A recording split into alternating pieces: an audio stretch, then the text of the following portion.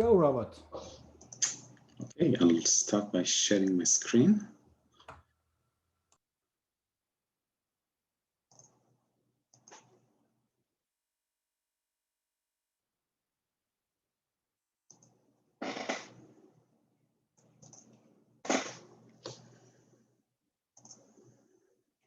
Okay, hello everyone. I'm Robert Sayegh. I provide coaching and training on planning and productivity to innovators, leaders, and generally teams developing products. My aim is how to help customers or clients create a successful product and a successful business with focus on effectively reducing time to market by doing the right things first. Okay, so a bit just background about myself. I started developing products in '93. I started my career in big companies like Intel and IBM, and then went along the journey in different big companies, small companies, startups. I counted over 30 products that I had my hands on or managed to get out there in the market, up to revenue of a few $100 million a year. And been working with teams in different countries, different sizes, anywhere from 1 to 100 developers. So it's been an interesting journey. I observed time after time how products that were developed right were actually successful. It sounds like trivial, but when you bring really value to the market, and the users love what you do, and the team involved feel proud. This is kind of the mix that I've been working in the last couple of decades, and this is the experience I'd like you to have some insight to today.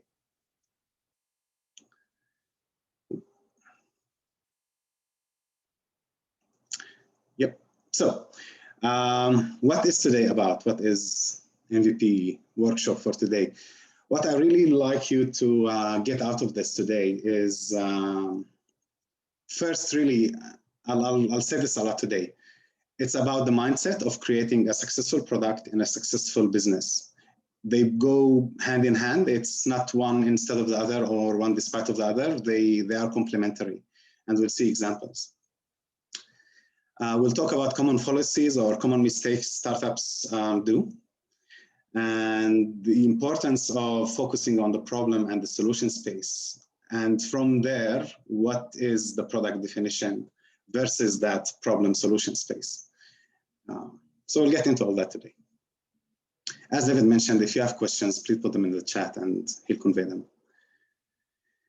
I'd like to start with a small teaser and see how we do about it. It's a poll. It's quite consistent, but this one specifically is based on quite an extensive research done by CB Insights in 2019. They did it by actually interviewing hundreds of startups and trying to collect the data, not just a questionnaire and that's it. And tried to they came up with the 20 top reasons for startup failures. So I focused on some of these, and I'd like you, I'll put it in the chat. I'd like you to go to this poll link and just choose your answer. What do you think was the highest reason for startup failures recently? Oops, where's my Zoom?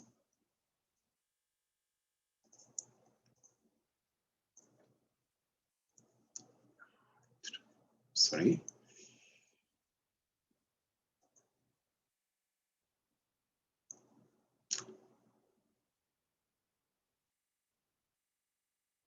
I'll stop sharing for a second so I can put in the chat. So please go to the link I put in the chat and choose your answer. Meanwhile, I'll pull up the results screen.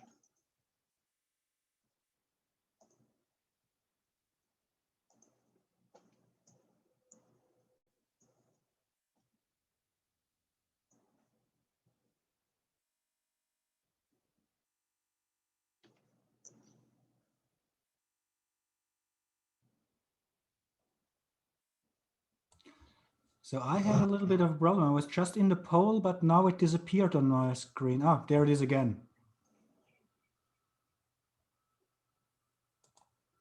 Yeah, but for some reason I cannot see the results. Oh, there they are.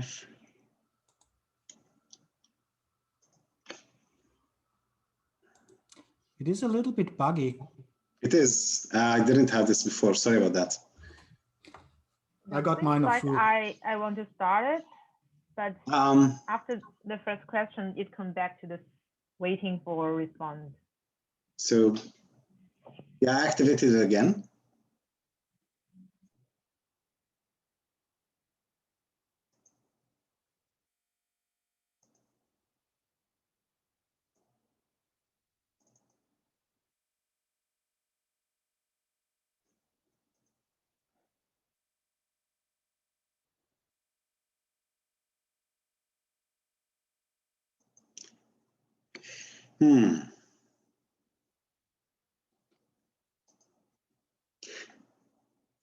Something is wrong here. Sorry about that. Can you put your answers in the chat? One word will suffice. I'll get it from there. I just want to see your answers in the chat, please. Sorry about that.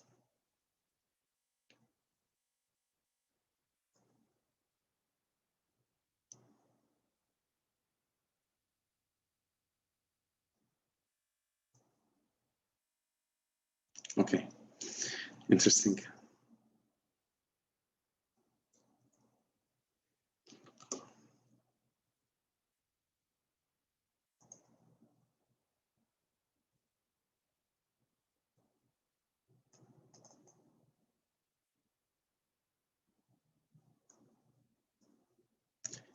Okay, awesome.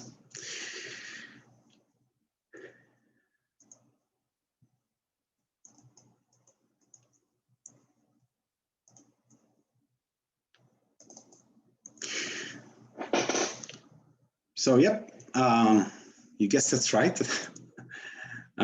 There's quite a head-to-head between missing the market need or missing on time and money.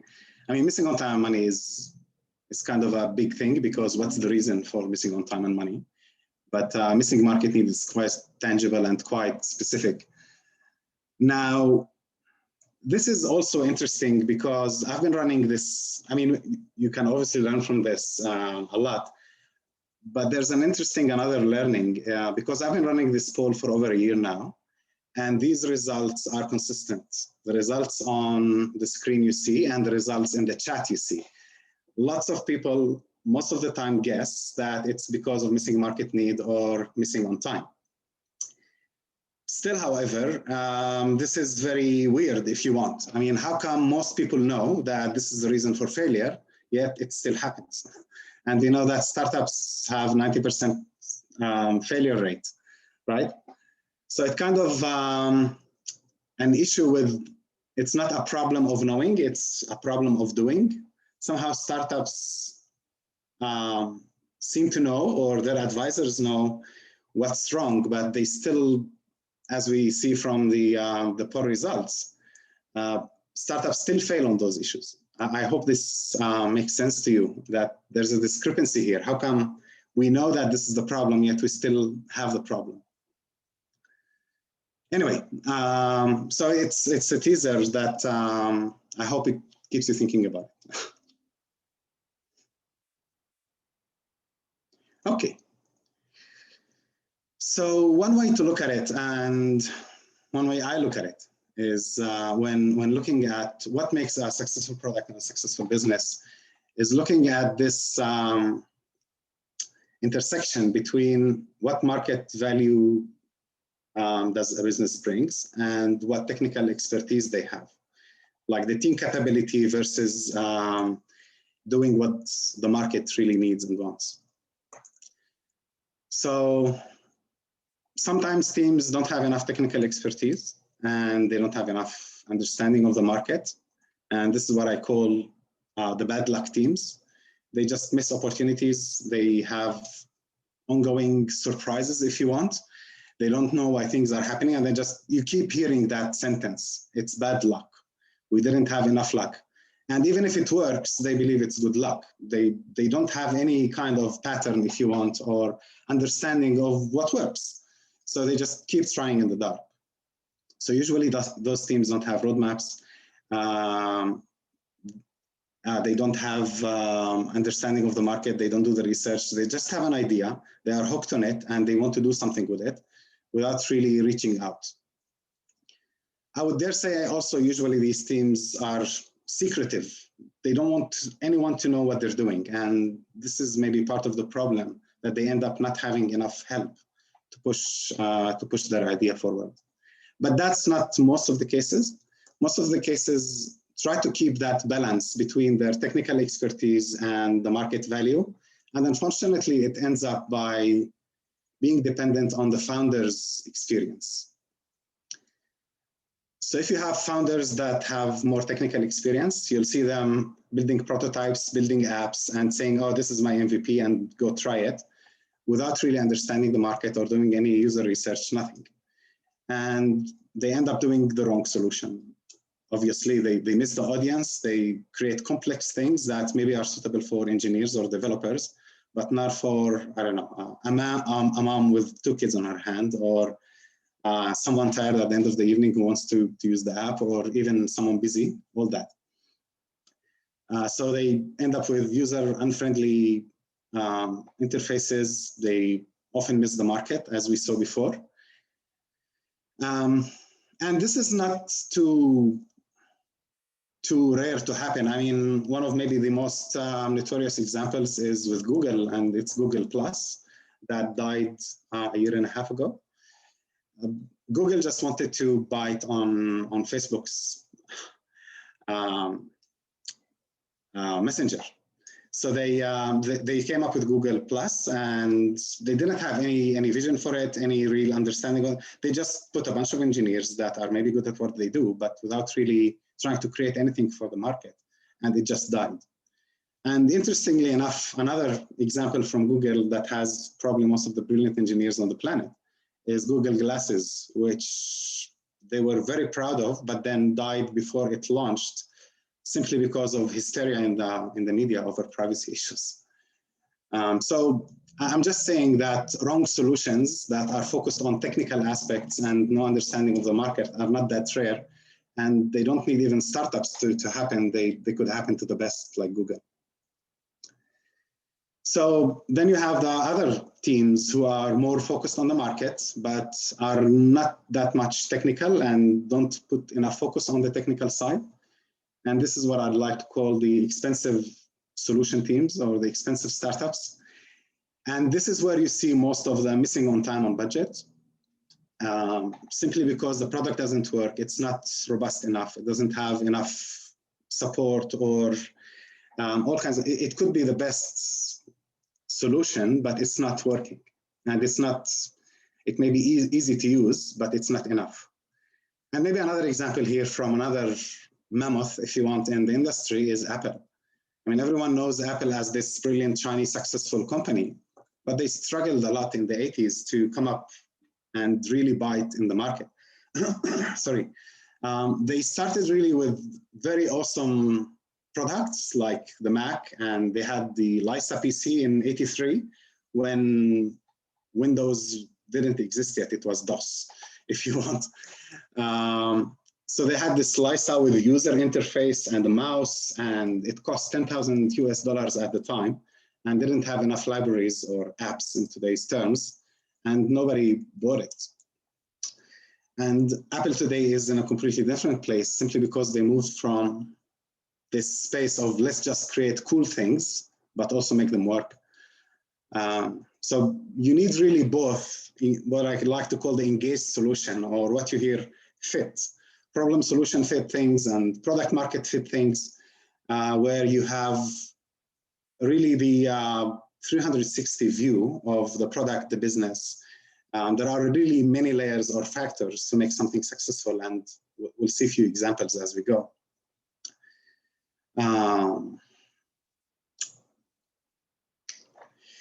Okay. If you have any questions now, because this was like kind of theoretical, and you can just put the questions. Maybe I'll answer them later, or maybe I'll choose now.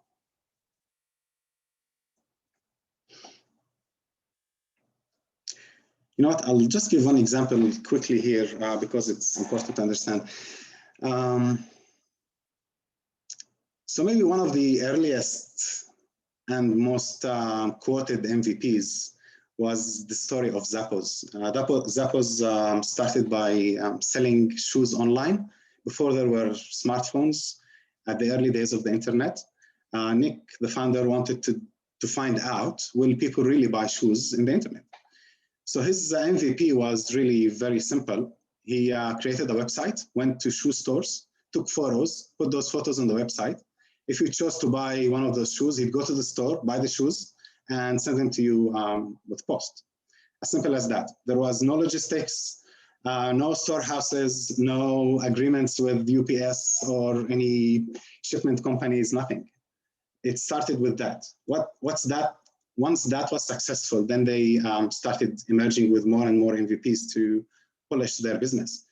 And actually, if you go to Zappos' website, they have a very nice blog showing the 20 plus MVPs they had over the years. They go over those MVPs one by one and show how they evolved. So what I'm trying to say here is startups usually start with the idea, but it's not just the idea. It's not just a technical solution. It's not just understanding the market. There's quite a mix of things that happen.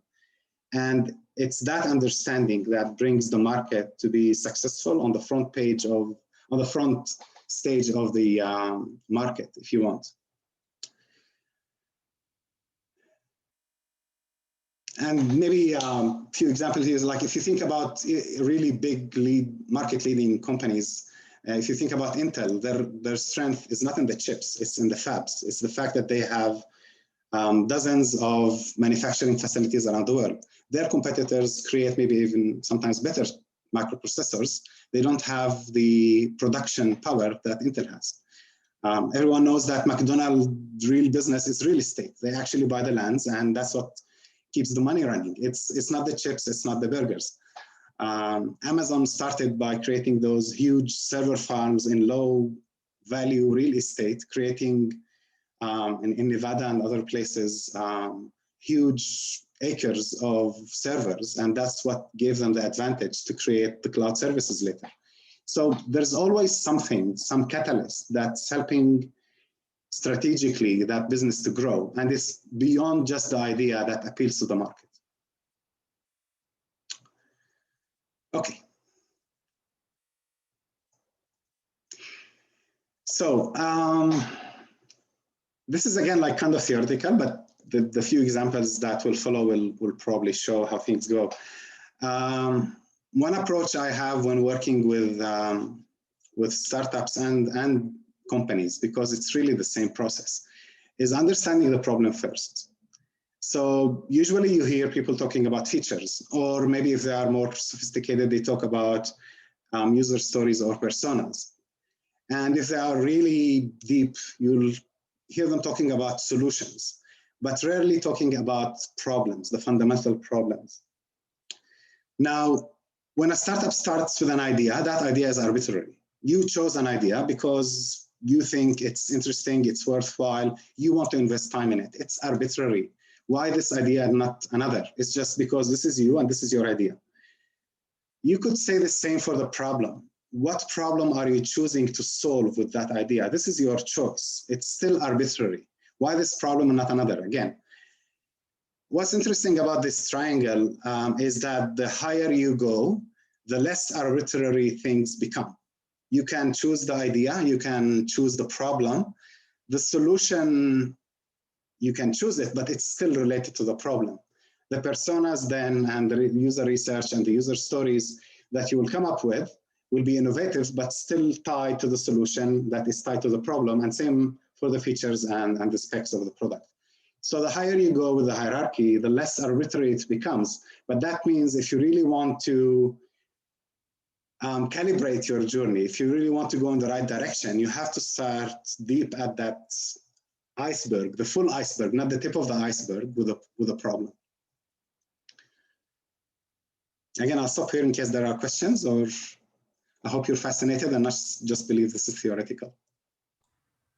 We do have a comment from Mangru in the chat. Maybe Mangru, you want to unmute yourself and tell us? Yeah, I was thinking that the spec position at the high level of the hierarchy, because I found that that could be the key difference between an engineer and a strategist. And sometimes engineer might dive in their problem solving in a specific technical issues, but they forgot whether that is important for the audience who is not from technology background. Absolutely correct. Yes. But so it's more obvious with engineers, and I worked a lot with, I started as an engineer myself, and that's where I started to see the discrepancy. I was lucky enough early in my career to join marketing and salespeople on field trips and really meet the customers and understand their pain. And thus reshape the way I was thinking as an engineer. But then again, that engineering thinking, or maybe solution oriented rather than market oriented, that's the issue here. It's that combination between the solution and the market, not necessarily the engineering and the market. That was the point I'm trying to make. But you're absolutely right. So are you saying not all engineers are bad people? All engineers are very good on creating technical things on that spec. Let me share my screen again.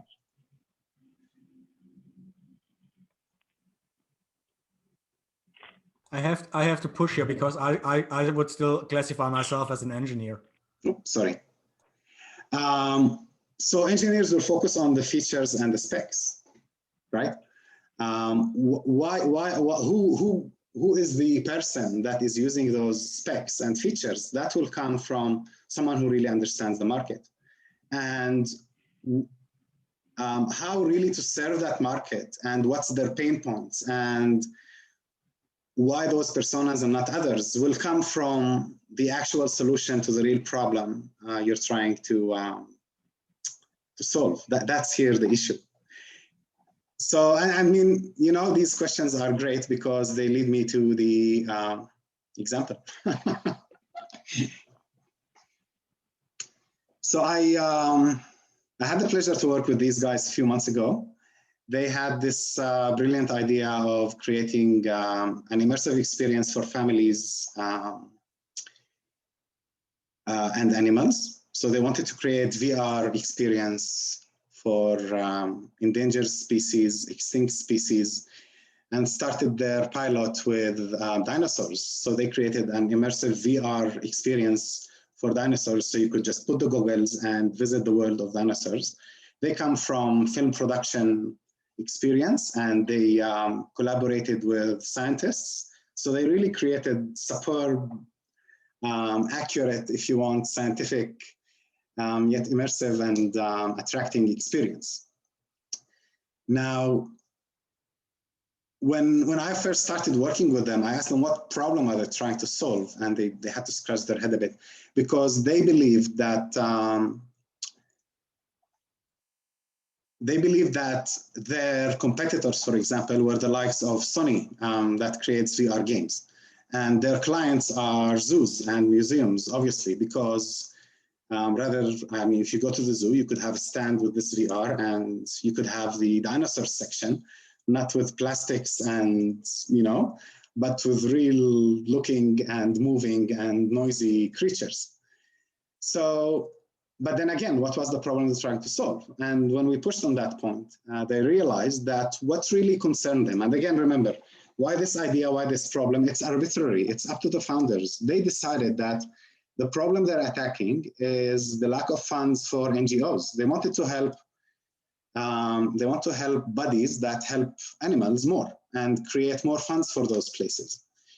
So I was cheeky a bit and told them, so your competition basically is that can on the counter. When you go and buy a ticket at the museum, there's a can of donation and says, put $1 here.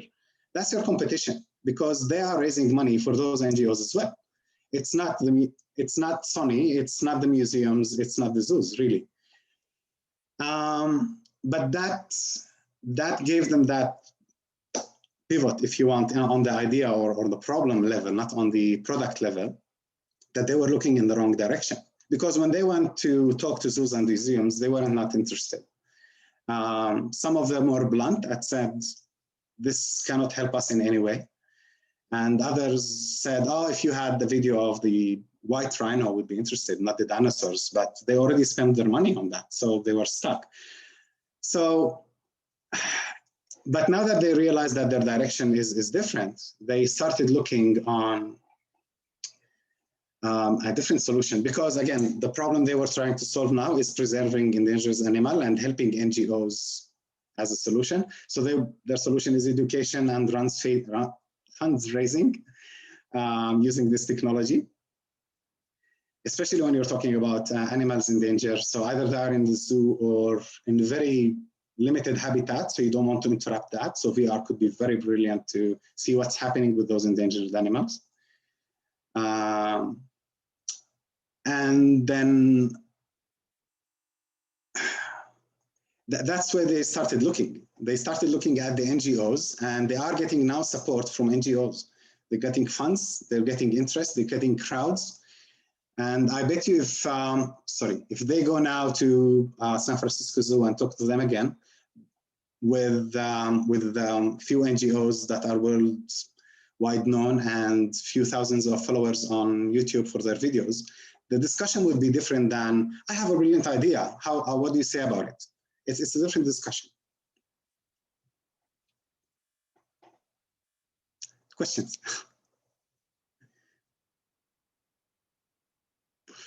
Okay.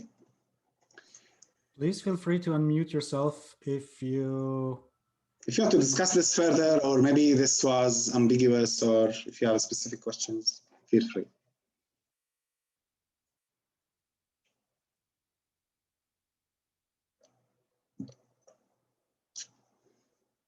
Again, what I'm trying to show here is that it's not just the idea. If you want really to succeed with your business, because what succeeds eventually is the business, it's not the idea. You have to understand these layers of complexity, the problem, the solution, the market, and the product. They all go in a bundle. You need the engineers, you need the user experience guys, you need also to understand the business side, and you need someone to put the glue on all this puzzle.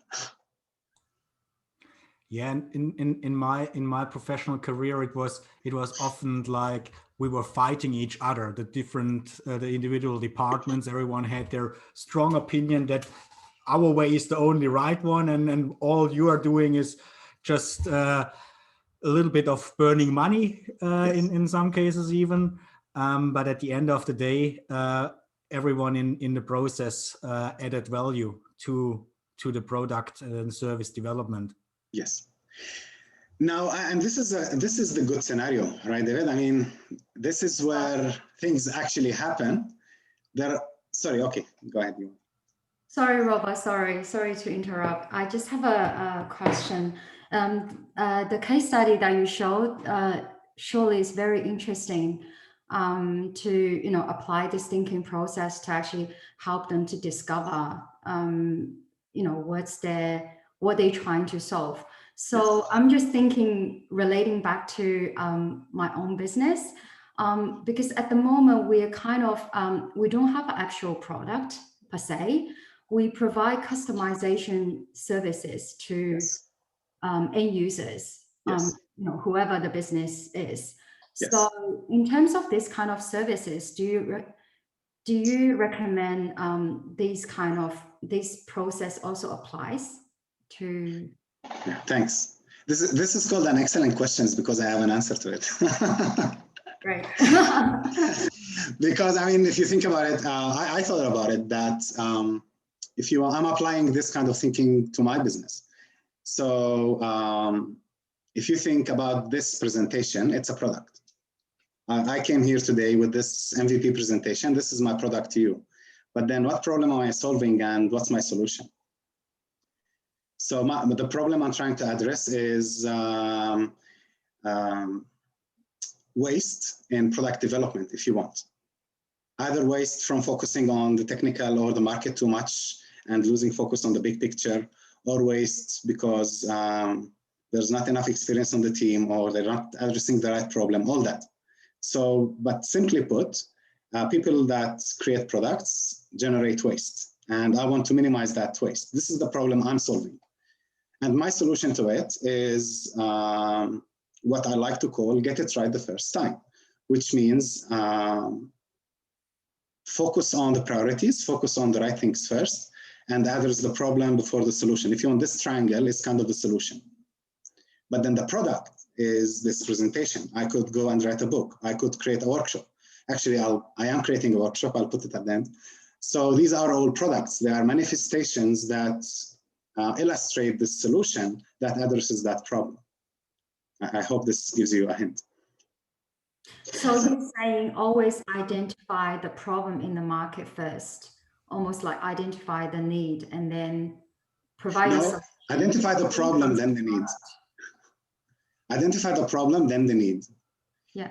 You know, one of the interesting moments in my life that helped me understand project management and program management and product management a bit better is when I was young in a summer camp, we had this swimming competition. And everyone in the camp was arguing who's going to come second because the first was known. Let's say John. John was the best swimmer in the camp. No one could even come near him. He was first. So everyone was arguing and quarreling who's going to be second.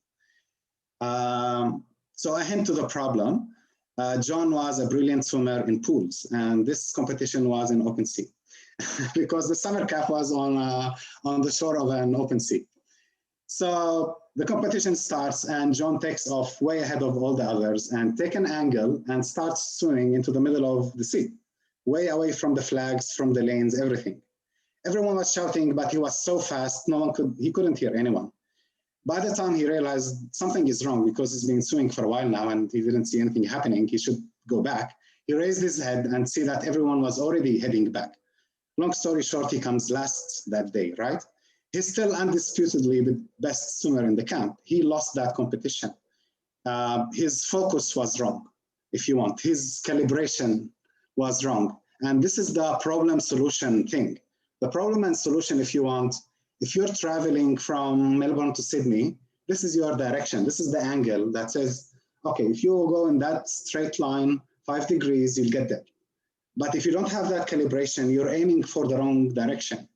And it doesn't matter then how brilliant things you do, if you're not solving that problem, that pain, with that solution, it doesn't matter how many personas you identify, how many user stories you come up with, it won't help. Maybe the next example would be even more interesting. Robert, you have a question from Reynard. Please. Reynard, how I can pronounce that? Reynard, no, Reynard. Reinhard, that's it. Reinhard. Cheers. Okay, thank Oh you. yeah, just in the chat, I put what strategies do you find work best to understand and validate problems? So how do you, in your opinion, I'd love to hear from you, what works when you try and enter a new space, let's say, a new market, and you want to validate whether the product you're building is the correct product or whether the feature you're building is the correct feature. Thanks. Sure. Those are a few different questions there because the right features are different from the right problems.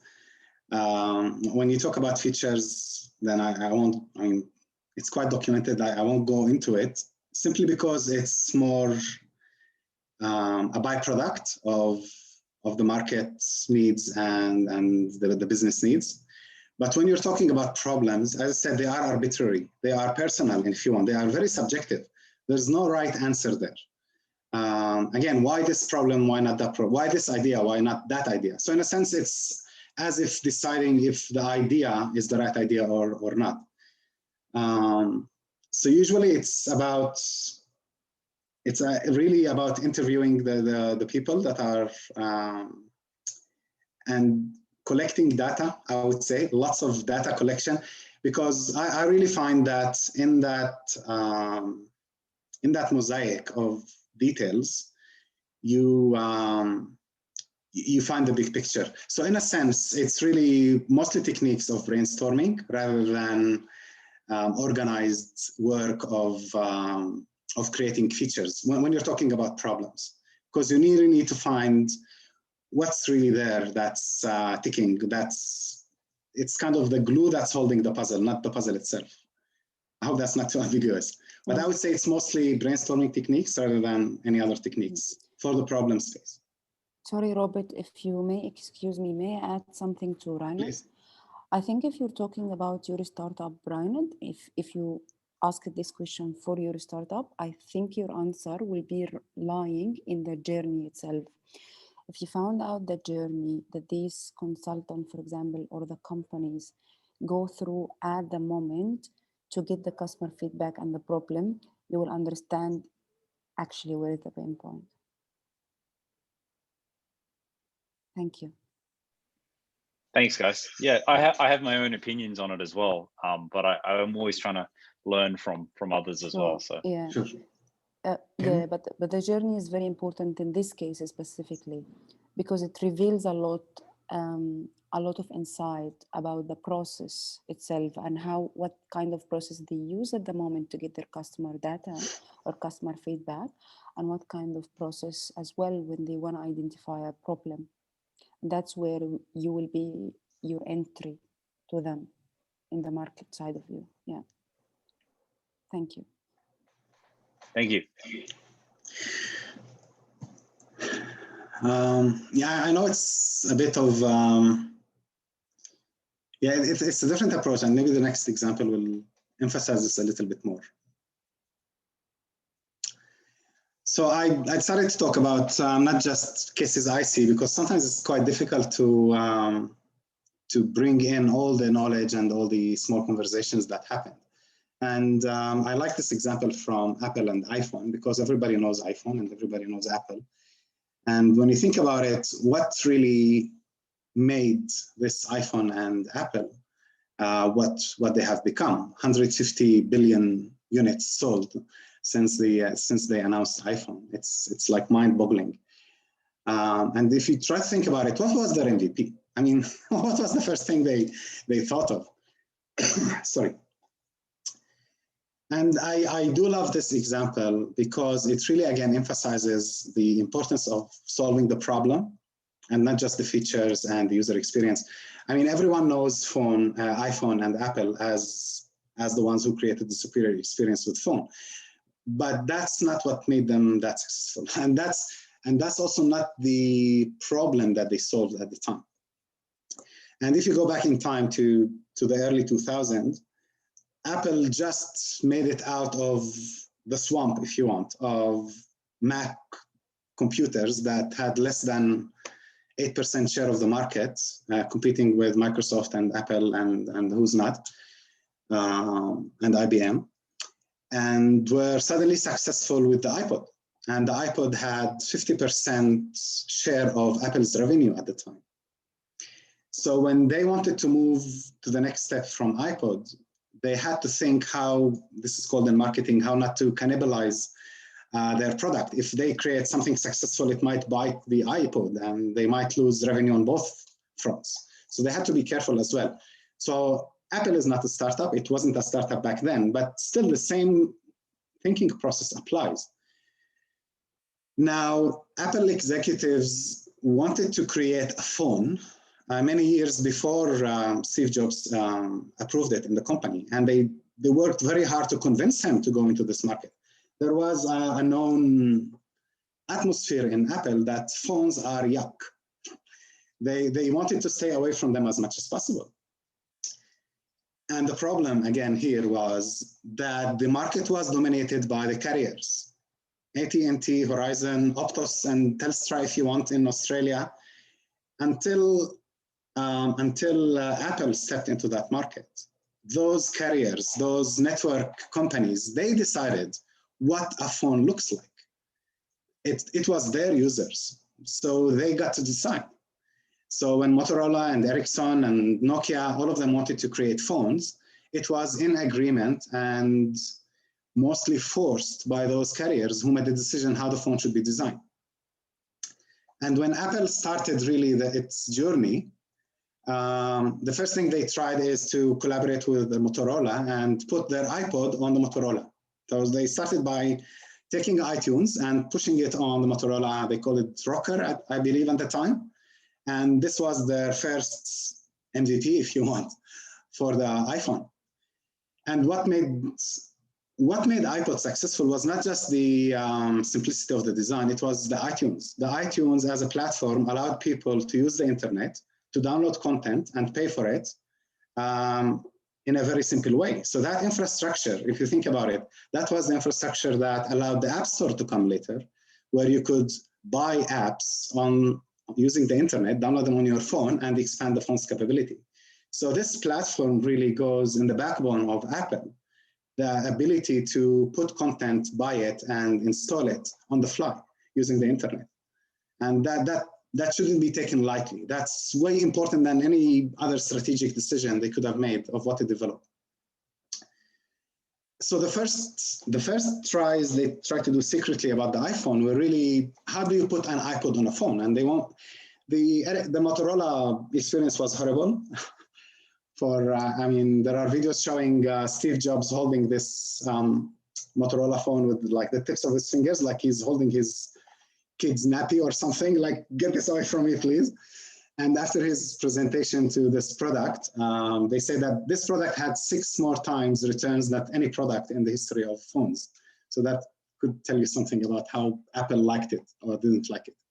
But this image here is from a patent that Apple filed early in the 2000s, showing that their idea of a phone, if they wanted to go into it, was to combine it with the iPod, really. That's all they wanted to do. How do you put the iPod, how do you combine music and phones with the internet together? But again, their problem was the carriers. One good thing that came up with the collaboration with Motorola was Singular, because Singular as a carrier at the time, and then they became AT&T, they understood that Apple will not step into the phone business if they cannot change the design. And the deal they came up with was that Singular will allow Apple to do whatever they want, completely revolutionize the design as they see fit, if Singular gets the exclusivity to marketing it, to sell it, basically. And that was the deal. That was the overcoming obstacle, if you want, for both sides. And that's why Apple stepped into the business in the first place. That's when Steve Jobs said, okay, let's go and do it. Let's do something. And from there, it's history. I mean, so everyone knows the story of the idea. Everyone knows the story of the superior design, all that. But then the problem they were trying to solve is, how do you get, one, how do you overcome the carriers who were dominating the market? And two, how do you really integrate in a nice, elegant way phones and music and internet? And their initial ideas were far from the iPhone, you know. So Robert, may I ask, what was the problem that AT&T did solve through the collaboration with Apple? They gave them free hand to do any design they want in exchange of exclusivity. And exclusivity was valuable to AT&T? Like they said, we only could sell that. We will be the only carrier for iPhone. Okay, thank you.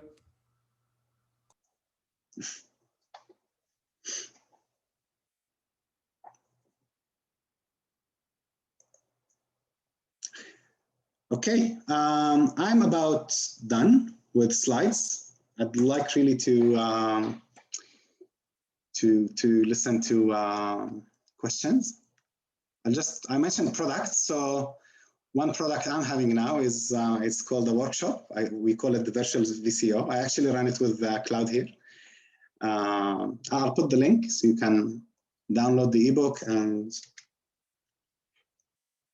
see what you think about it. We'd love to hear your feedback. But this is for later. You know, I'll put it later with my details as well. For now, I'd like you to focus on the questions you might have. I'll go back maybe to this slide. So, and just for everyone, if you opted in to receive communication from us, you will get a follow-up email with all the information, the link to the video, as well as all of Robert's contact details. So bear with us with that.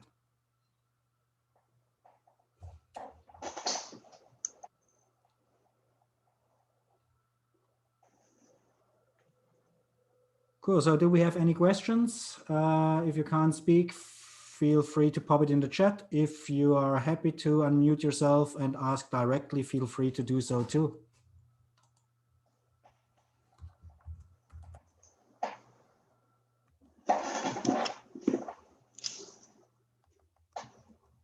I think I just want to come up with some impression that sometimes the companies could, their competitors could be another business in another field. It's like, for example, the problem for commuting is I need to spend so much time on commuting if I need to go to my company to work. So the solution could be I gain a faster car, or the solution could be I can work at home. That's quite different. So let's take that a step back. Why is it a problem that you commute for a long time? What problem does that create? Because the time wasting. Sorry? It's wasting time sometimes. Okay, so then you want to use that time to do something else, right? Yeah. So just being cheeky here, and again, that's where the solutions come up. Maybe the solution is not changing the way you commute, but finding ways to do what you want to do while commuting. So you could read a book, take a laptop, right? I mean, so that's why when understanding the real problem, you can have a better solution. Because if the real problem is not the commuting itself, is the time you're wasting, and you could find a solution for that, then so be it. You don't need to buy a car. Interesting. Yes. And the most obvious solution to that is buying a self-driving car, so you can actually work effectively while you're on commuting. From home, right? We do have a question from Nikhil in the chat. He's asking, he's about to scale his MVP, and he's asking for advice on transitioning from MVP to solution to minimize cost and timelines. Okay, let me read that a bit because there are quite a bit of detail there.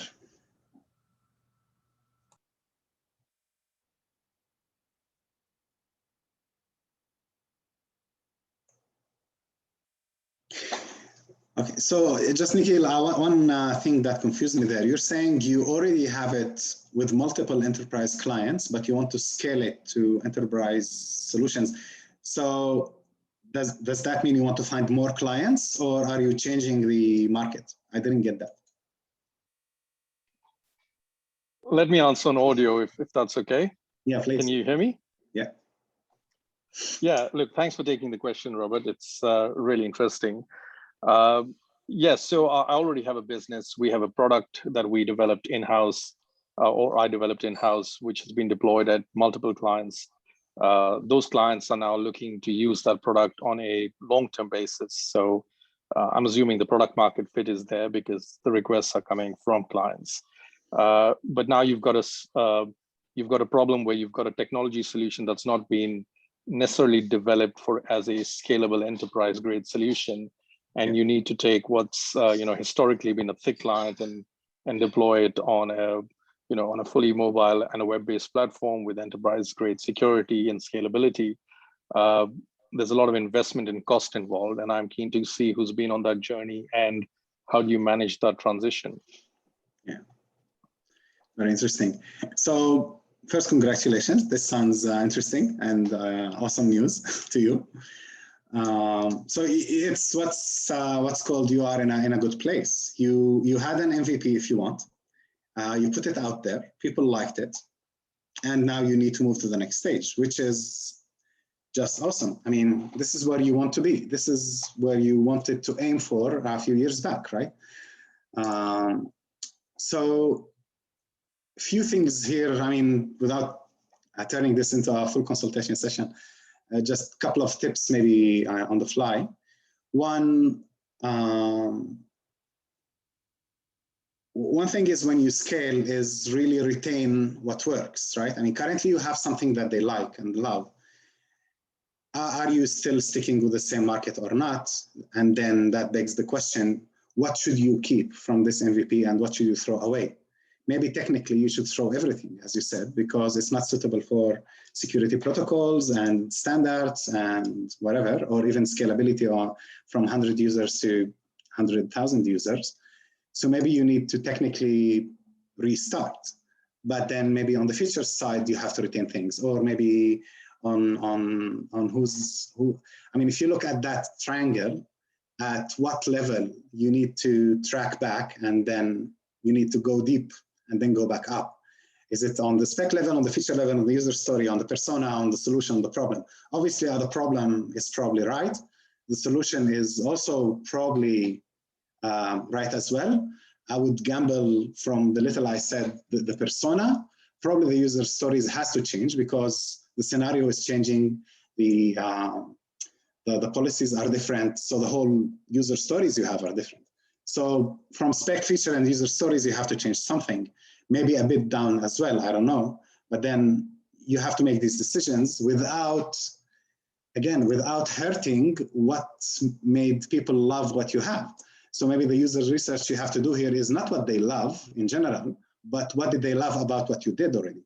And that's even an easier discussion with them because they obviously love something you did. So focus on that and then see where do you need to go back and redo things. The other thing is financing it.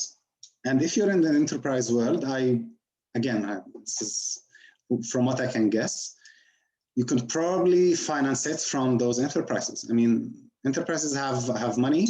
They already tasted a solution. Scaling is no-brainer usually, so why not pay for it as well?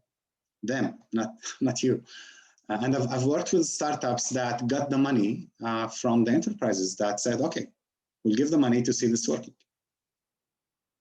So these are my 2 tips on a very, very high level from the little I can understand here. I hope this helps. Thank you. I appreciate it. Did that answer? Like you said, it's a large and a complex problem, and there's many different dimensions. Funding is one of them. Technology is one of them. An MVP, for example, in this case, was developed by me myself. Yes. As an independent developer. I acknowledge that I'm not a enterprise grade or enterprise quality developer, and hence I would need to build a team. The questions of funding are all valid.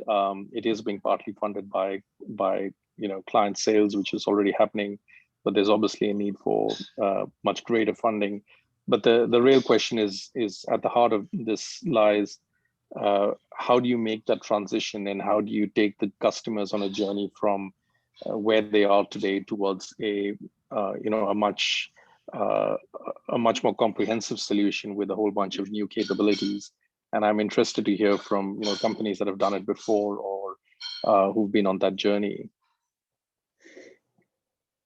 I understand that, Nikhil, but again, if you really can identify the problem, then you should talk data and numbers to them. You will save X money or X percent or that productivity, and when you can quantify it, right? And if you had a pilot already with the MVP you had, then you can show what was the difference before and after. So this is a no-brainer to sell. What I'm trying to say is get the money not from the sales, but from the enterprise. Like if the enterprise could, I mean, enterprise is what? They hire IT people, they pay for infrastructures, they pay for licenses. They could also pay for a tailored solution that would, and this could be your first MVP, a tailored solution for an enterprise that you get the money from them to build a scalable solution from the current MVP you have. Great, thanks, Robert. No worries. So can I jump onto this, Robert? From my own experience, there's quite a risk getting money for your product from one company, because there might be, you might be built a bespoke solution for just one company, which might not be not be serving the majority of your market. Correct. I mean, there's always two sides to any coin. It's being aware of the risks and the dangers and quantifying them and making decisions up front. If this is a risk, how are you going to address it? Actually, one of the examples I didn't show, talk to that. It was an enterprise solution that was tailored with a very specific enterprise who paid enough money to fund the first year of development. But it's, again, you don't want to put all the eggs in one basket, so to speak. You want a good lawyer to look over the contracts you're signing on and what kind of collaborations are you creating and all that. But if that makes it easier and faster to make the next step, then why not? All I'm saying. But I agree, David. And I would reckon that you really don't keep the larger market out of sight. When you get that launch customer for a new product, value to create modular systems, so you can the user experience for that specific one client, you can just plug it on top of the base architecture that you design. Yes. And that must be covered in your costing, in your calculations when you go through the financing. Yes, certainly. Cool. There are some more questions. I am from Adelaide and founder of Launching Soon. Hi, Michael. Welcome to Adelaide. Do you have a question, Michael? No, sorry. I'm on the wrong spot in the chat. Sorry, but you unmuted yourself already. Michael, go for it. Hello, how is everyone? Don't have any questions. I've just been listening and taking it all in, so no outstanding questions. No worries.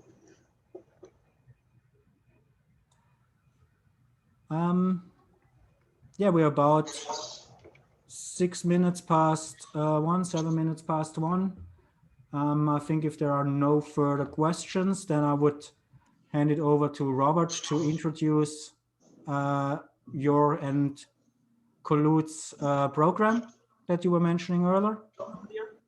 That's okay? Because you know how to pronounce my name right, you may be confused, because I tell people cloud. I tell people that my name is Cloud and you can pronounce it right. So it's just Cloud.